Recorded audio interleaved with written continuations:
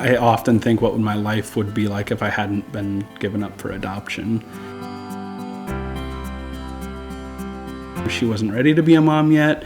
She was young. It just wasn't the right time for her. But I've written a few letters to my birth mother, just like thanking her for how selfless that was and how I know that wasn't an easy decision. So in my letter, I really hammered home, if you're ever worried that you made the wrong decision, I promise you didn't. I love my life. I could never thank you enough for the sacrifice. And you've always said that you recognize that, like, you wanted her to know that you don't feel like any negative feelings towards her. You recognize it was a decision made out of love for you. I would say that I would not view adoption as a negative outcome. I would view it as a positive outcome, and it's easy to, I think, put yourself in that situation and think like, I have to give up my baby and I'm never gonna have a relationship with them and like they're gonna be ashamed of me. And as a child of an adoptive mother, like I said, I don't feel any of those things. I just feel like, wow, you were so sacrificial and loved me so much that you wanted that life for me. We always had adoption in the back of our head just because Adam was adopted. We thought that was really cool. We felt like it would be a really cool way to expand our own family and also honor like the choices of his parents and his birth mother. So Zoe was born in July of 2019, and about a month after she was born, we found out that she had spinal muscular atrophy, which is a degenerative neuromuscular disease. Previously, it had not a very good outlook, but we were lucky to find out that there was treatment for it now. It's a purely genetic. I think 1 in 50 people are a carrier of this gene. Kait and I both happen to be 1 in 50. And then even then the math was there's a 25% chance that your children will have this disease. So Zoe unfortunately got 1 in 50 and 1 in 50, and then on top of that she got the 25% pie.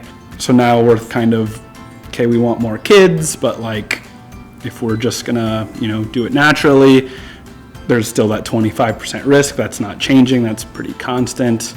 And so while we had always had adoption in the back of our head, after that, it did cause us to consider that quicker. And so when Zoe was 2, we started working with Lutheran Family Service. And I'd say that probably prior to our own adoption, I wasn't really aware of the types of relationships that you can have post-adoption with with the birth mother or the birth parents. Well, because when I was adopted, everything was basically closed and yeah. Social media didn't exist and there was no way to just text somebody. And we were open to the possibility of an open adoption, but even then, I don't know that I really understood what that could look like. I had the opportunity to meet the birth mom and her mom before she had Oliver.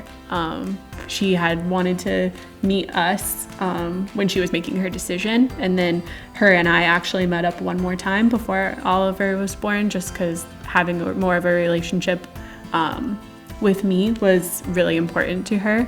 So I had gotten to meet them both a couple times before Oliver was born. And then when we got the call that he was born and that we could come to the hospital. So looking back, it was obviously all worth it. Now, 2 years later, like, she's thriving, she's doing really well, all things considered. And we have an open relationship with her, so we FaceTime with her once a month. They've come to our house 2 or 3 times, her and her mom. I think for us, like, it was different having an open adoption, an open relationship, but really what we've learned is that it's just more people to love Ollie and be part of his life. I think a lot about that and the beauty of adoption, how it's something that's really hard for the birth mom and for her mom as well to do that, but then just how it blessed our family. It's just more people to love Ollie and be part of his life, and that's kind of an amazing thing. So, which we chose the name Oliver for peace, like the olive tree.